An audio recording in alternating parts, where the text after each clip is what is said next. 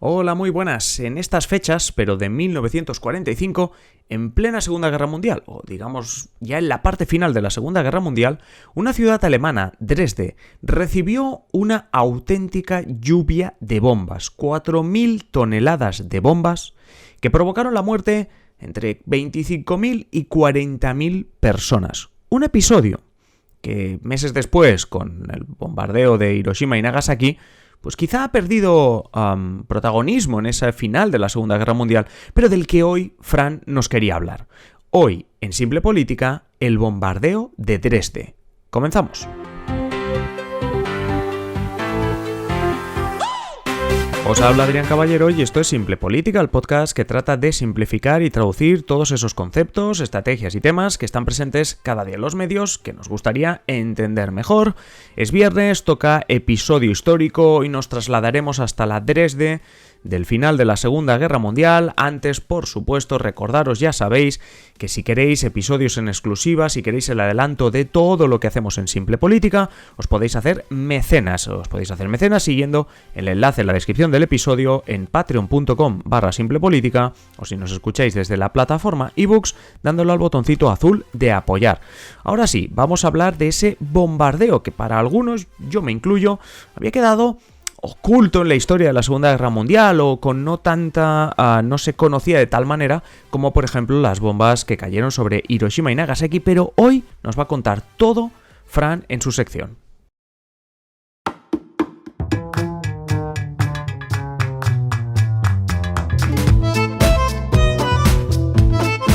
Francisco Javier Rodríguez. Fran, muy buenas. Muy buenas. Vamos hoy pillando DeLorean, nos vamos hasta, pues uno de esos momentos de la historia muy conocidos, pero que como siempre aquí vamos a tratar de contar hasta la máxima anécdota, exprimirlo al máximo. Hablamos de la Segunda Guerra Mundial y hablamos de algo que sucedió en 1945 entre el 13 y el 15 de febrero. No podemos decir que hoy sea el aniversario de nada, pero 3 meses antes de la capitulación nazi, la ciudad alemana de Dresde, Fran, sufrió una pequeña lluvia de bombas. Sí, 4.000 toneladas. 4.000 toneladas de bombas. O sea, entre 25.000 y 40.000 personas murieron. Es que, claro, es que son 40, es que es una lluvia de bombas, sí, 40.000 toneladas. O sea, correcto, y además, no hay consenso entre tus colegas historiadores sobre este hecho. O sea, hay controversia sobre un bombardeo, como decimos, que más o menos es conocido. No es quizá se conoce más el desembarco en Normandía, no es quizá lo más conocido de la Segunda Guerra Mundial, pero cuéntanos de este bombardeo sobre la ciudad de Dresde. Sí, mira, a ver, las controversias tienen que ver sobre todo con el número de muertos y con el hecho de que, pues nada más producirse el ataque, pues hubo, una guerra de propaganda, ¿no? Los nazis, pues pusieron, luego lo hablaremos, dijeron que habían hasta 200.000 muertos. Lo que es cierto es que más allá de estas controversias, Dresde sigue siendo hoy día un paradigma de lo que son los horrores de la guerra y de la destrucción. Como bien has explicado, pues el ataque a Dresde tuvo lugar en febrero del 45, como bien has dicho, 3 meses antes de que los nazis capitularan ante los aliados, y se trató, pues, entre el 13 y el 15 de febrero, la RAF británica y la USAF norteamericana, las fuerzas aviaciones de británicos y norteamericanos, bombardearon esta ciudad alemana que estaba considerada, tenía un apodo que era la Florencia del Elba, por su peso cultural, ¿no?, histórico y patrimonial. Sí. De hecho, en aquel momento muchos cuestionaron la necesidad de atacar una ciudad conocida en toda Europa por su apego a la cultura y al turismo, sí, y por no ser un objetivo determinante, ¿no?, para ganar la guerra. Y por el hecho de que el Tercer Reich, pues, estaba a punto de caer y los bombardeos sobre población civil, pues digamos que no servían para ningún fin estratégico. Sí, digamos que no era una ciudad clave, no era un desembarco de Normandía 2.0, no era algo que parece, por lo que tú dices, que se considera que no era algo súper necesario para ganar esa Segunda Guerra Mundial, porque además estás diciendo que los alemanes estaban cayendo. ¿Por qué se decidió entonces bombardear esta ciudad de Dresde? Mira, primero de todo hay que entender la geografía, ¿no? Dresde se encontraba en el llamado Frente Oriental, es decir, el que miraba a la Unión Soviética. O sea, Dresde estaba más hacia el este. Sí. ¿vale? Por lo tanto, era por la parte por donde venían los rusos, ¿vale? Que vienen los rusos. Que vienen los rusos. Que vienen los comunistas, porque ya era la URSS. Sí, sí, que vienen los soviéticos, ¿no? Bueno, vendrían rusos, bielorrusos, ucranianos, había ahí de todo, hombre, ¿no? sí. Bueno, pero podríamos decir que los británicos y los estadounidenses quisieron echar una mano a la URSS en su avance hacia Berlín. Uh-huh. De hecho, ese fue el principal argumento de ambas potencias, ¿no? Pues de ayudar a los rusos a que avanzaran hacia la capital de Alemania. Uh-huh. Dresde, además, era una de las pocas grandes ciudades alemanas que no había sido aún atacada por los aliados. Ya, sí. Lo que hay que explicar es que en 1944, un año antes, los aliados pusieron en marcha la llamada Operación Trueno, que básicamente tenía el objetivo de inutilizar objetivos industriales y militares en las ciudades alemanas más pobladas, ¿no? Mediante bombardeos. Sí. Y para que nos hagamos una idea de Dresde, aunque obviamente han pasado muchos años, hay que decir que actualmente Dresde tiene 560.000 habitantes, medio millón de habitantes, que obviamente eso es obvio que estamos cogiendo los datos de hoy, no del 1944, pero para lo que tú dices, Fran, de que era una gran ciudad, como mínimo una ciudad importante. Correcto. Bueno, la ciudad famosa, ¿no? Me preguntas Dresde, sí, Alemania, ¿no? Sí, además, exacto, sí, es conocida, sí. Claro, no es una ciudad pequeña, así remota, ¿no? Es que, de hecho, Dresde sigue siendo, y lo era en su día, ¿no? Un epicentro cultural del centro de Europa y una de las ciudades de la Alemania, digamos, profunda, que eso sí había cogido con más ímpetu las tesis nacionalsocialistas, es decir, las tesis de los nazis, ¿no? Sí. Sin ir más lejos, de los 6.000 judíos que vivían en Dresde antes de la guerra, en 1944 solo quedaban unos 200, no llegaba, que tenían prohibido pues, llevar a cabo acciones tan cotidianas como comprar flores o utilizar el transporte público. Vaya tela, sí. Pero Dresde, además de como gran ciudad y como punto cultural, también era importante a la hora de comunicar a Alemania. Correcto, es que era un importante nudo ferroviario del este de Alemania. Este va a ser otro de los grandes argumentos de los aliados para bombardear la ciudad, ¿no? Vale. Porque sin ir más lejos, el transporte de prisioneros, ¿no?, a los campos de exterminio pasaba por Dresde. Claro. Además, podríamos decir que tenía una zona industrial que también abastecía al ejército alemán, aunque a las afueras, mientras que el ataque aliado se centró en el centro de la ciudad. Sí, que no podían decir, claro, no quedaría muy bien la excusa de estoy bombardeando su abastecimiento industrial, porque no. Claro, que al final lo que se buscaba, bombardear las industrias, en este caso se bombardeó el centro. Y podemos decir que los desperfectos provocados por las fábricas pues fueron casi de rebote, ¿no? La lluvia de 4.000 toneladas de bombas no estuvo muy bien repartida. No, cayeron donde, a la gente que vivía en el centro, ¿no? Ya. Además, también un detalle, en Dresde se alojaban una importante cantidad de soldados y material preparado para salir a combatir a los rusos por el este. Vale. Es decir, que de alguna manera, pues los aliados dijeron, hey, esta ciudad es un núcleo importante, aquí hay gente acuartelada, aquí hay material, y es de las pocas grandes ciudades que no hemos bombardeado, pues hablando en plata, hablando mal, pues ya le toca, ¿no? De hecho, los ciudadanos de Dresde ya sabían, eran conscientes que en cualquier momento les tocaría sufrir un bombardeo, ya que, como hemos dicho, era una de las pocas ciudades que no habían sido atacadas, ¿no? De hecho, era el área urbana más grande de Alemania que aún no había sido atacada. Ya, era como si tuviesen un check, ¿no? Un checklist, los de aliados, y dijesen, si no bombardeamos esto, la victoria no es completa. Sí, y además piensa que Dresde había sido atacada de algún ataque más menor, ¿no? Que no había provocado grandes desperfectos, pero que no había recibido las grandes oleadas, ¿no? Como por ejemplo en Hamburgo, ¿no? Que hablaremos más adelante, ¿no? Grandes bombardeos de los aliados sobre territorio alemán, ¿no? Y con estas, pues la madrugada del 13 al 14 de febrero de 1945, las sirenas comenzaron a sonar en Dresde. Como hemos dicho, no era la primera vez que sonaban, pero esta vez avisaban de lo que algunos denominaron más tarde, pues una tormenta de fuego.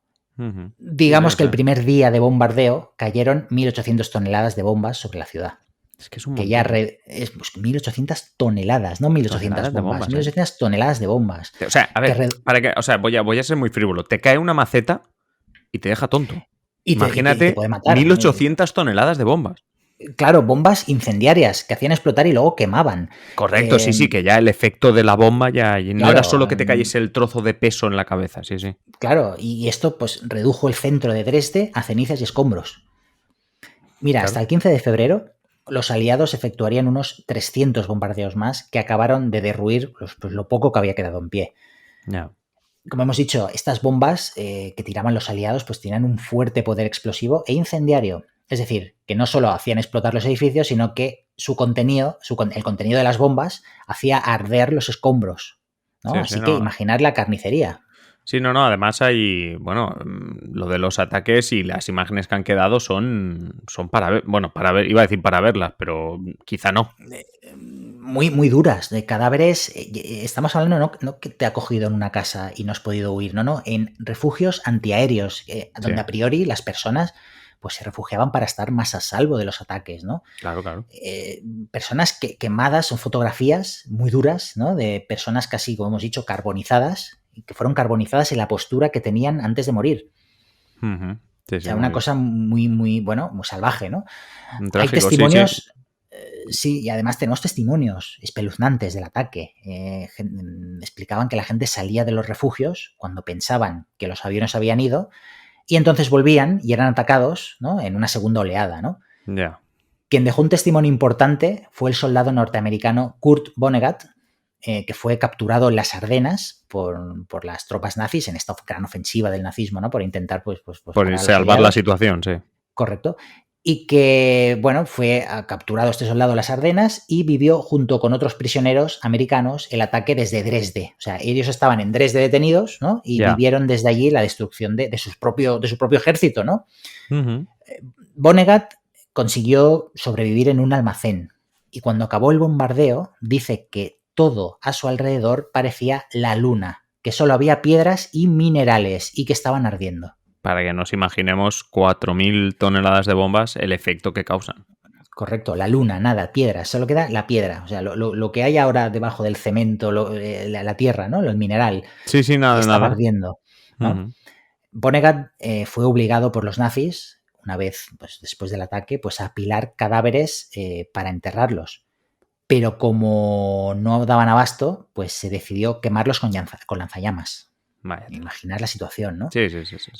Vonnegut, que era soldado en aquel momento, no olvidemos, un soldado apresado. Tú imagínate, a ti te detiene el enemigo, te tiene como prisionero de guerra, pues tú no hablas cosas buenas del enemigo y todo lo que le hagan al enemigo, pues bueno, ¿no? Porque entendemos la situación. Claro, sí, normal. Pues Vonnegut, soldado enemigo en aquel momento, tildó el ataque de su propio ejército como una matanza inconcebible.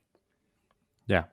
De hecho, escribió se hizo escritor más adelante y tiene una larga obra en la que pues aquellos hechos no siempre están reflejados de alguna manera, ¿no? Y tiene biografías en la que explica, ¿no? Pues cómo vivió el bombardeo desde Dresde, ¿no? Sí. Otros testimonios. Te iba a preguntar por eso, hay más gente, hay más testimonios sobre esa matanza. Sí, mira, tenemos a Lothar Metzger, que testimonio que recuerda que todo era fuego, ¿no? Que el aire quemaba literalmente a las personas, ¿no? O bien Margaret Freyer, que recuerda a una mujer que perdió a su hijo que llevaba en brazos, ¿no? Y a un bebé corriendo se le cayó y lo engulló el fuego, ¿no? De testimonios totalmente espeluznantes, ¿no? Hay que decir que no era la primera vez, como hemos dicho, que una ciudad alemana sufría la ira de los aliados. Hamburgo, en julio del 43, unos meses antes, fue también pues, prácticamente destruida por la aviación aliada. Y claro, ante esta matanza, bueno, ante lo que pasó en Dresde, más bien, pues todo lo que nos estás contando, todavía en ese momento hemos dicho que no tardaríamos en ver la rendición o la caída del gobierno nazi, pero en ese momento todavía estaba vigente el gobierno nazi. ¿Cómo reacciona? Pues como hemos dicho al principio, lo utiliza propagandísticamente. Al día siguiente del bombardeo, pues sale el ministro de propaganda, Joseph Goebbels, y a poner en marcha pues una maquinaria pues para presentar este ataque pues como un crimen de guerra, ¿no? Empieza a decir que habían habido más de 200.000 muertos, ¿no? Y apuntaron al hecho de que Dresde pues era poco más que una ciudad de cultura, un icono turístico en el centro de Europa que para nada era un objetivo militar, ¿no? Lo que sostenían los nazis. Incluso hoy en día hay movimientos de extrema derecha alemanes y nazis, ¿no? Pues que reivindican aquellos hechos como un crimen de guerra contra Alemania, aún hoy día. Sí, pero también esas críticas que tú dices que vienen de la extrema derecha alemana vienen de los que en su momento eran los aliados. Claro, la extrema derecha alemana lo hace servir pues como una justificación de que no todo fue tan bonito de los aliados. Sí, bueno. Pero las críticas, como bien has dicho, vino también de dentro, desde el bando aliado. Mira, algunos diputados británicos, como el laborista Richard Stokes, veterano de la Gran Guerra, de la Primera Guerra Mundial, pidió que se pusiera fin a esta estrategia, a esta operación Trueno de bombardeo de áreas urbanas alemanas y que se centrara el esfuerzo en destruir infraestructuras. Porque había muchos que ya pues ponían en entredicho si era necesario con el como esto no hace falta. No hace falta, ¿no? Matar a 25.000 personas, ¿no? Además, la agencia de noticias Associated Press, por su parte, dijo que los aliados estaban llevando a cabo bombardeos terroristas en Alemania. Incluso se llegó a decir que Churchill, el mismo Winston Churchill, cuestionó esta estrategia después de ver los resultados de los bombardeos en Dresde. Vaya tela. O sea, dime. Sí, es que sin ir más lejos, ¿no? Y pese a esta controversia en el número de muertes o las motivaciones del ataque, que de alguna manera recordaba al que los nazis habían perpetrado en otras ciudades europeas, incluso en Guernica, en el 37, durante la Guerra Civil Española, ¿no? Con el también criminal ataque en el que pues, se destruyó un pueblo y se dejaron las fábricas intactas, ¿no? Casi. Sí. Los historiadores, ¿no? Pese a esta controversia, pues tienden a expresar que este bombardeo fue un acto de barbarie y una represalia, digamos que desproporcionada contra la población, ¿no? Aún y así, todavía corría 1953 y los norteamericanos sostenían que Dresde era un núcleo clave de las comunicaciones entre el centro de Alemania y el frente soviético. Esto lo hicieron en un informe en el que justificaban que aquello no fue un crimen de guerra, pues como muchos lo denominaron entonces. De hecho, tanto Gran Bretaña como los Estados Unidos se negaron a calificar como crimen de guerra los bombardeos de superficie en la Cuarta Convención de Ginebra del 49. Porque, claro, era una porque les obligaría a reconocer que aquello era un crimen de guerra. Eso es. Sí. Bueno, sea como sea, tras este ataque, los aliados, digamos que se replantearon la estrategia pues, de bombardear ciudades alemanas, ya que si seguían así tras la guerra, pues tendrían un país arrasado, ¿no? Más arrasado aún de lo que... Costaría más reconstruirlo. Correcto. Claro, sí. A ver, realmente estamos hablando de, como tú dices, más allá de lo que dijo Goebbels, entre 25.000, 40.000 personas fallecidas, un gran debate sobre la necesidad de, o sobre si eso era pertinente o necesario, y esto me recuerda sobre todo a dos episodios que hemos hecho con anterioridad, el 169 y el 188 de Simple Política, quien quieras consultarlos, que creo, Fran, ya te puedas imaginar que estoy hablando de Hiroshima y Nagasaki. Es decir, estamos hablando de una situación en la que hay miles de muertos y una polémica, bueno, más que polémica, sobre si eso realmente era necesario en este contexto de guerra. Eso es. Ese es el otro... Siempre se habla mucho de Hiroshima y Nagasaki. De estos bombardeos sobre Alemania se hablan menos, pero que al final el significado es el mismo, ¿no? Es con lo que tú dices. Si había necesidad, ¿no?, de castigar a la población civil de esta manera, ¿no? Bueno, pues invitaremos también a los que nos están escuchando que dejen sus comentarios y que, bueno, pues igual que hicimos con Hiroshima, que nos comenten a ver si creen que esta ciudad alemana de Dresde debía ser bombardeada o cómo hubiese acabado la cosa si no hubiese habido este bombardeo. Fran, como siempre, muchísimas gracias. Te escuchamos en La Clave, te escuchamos también la semana que viene, el próximo viernes, con una historia curiosa como esta. Muchas gracias. Gracias, nos escuchamos.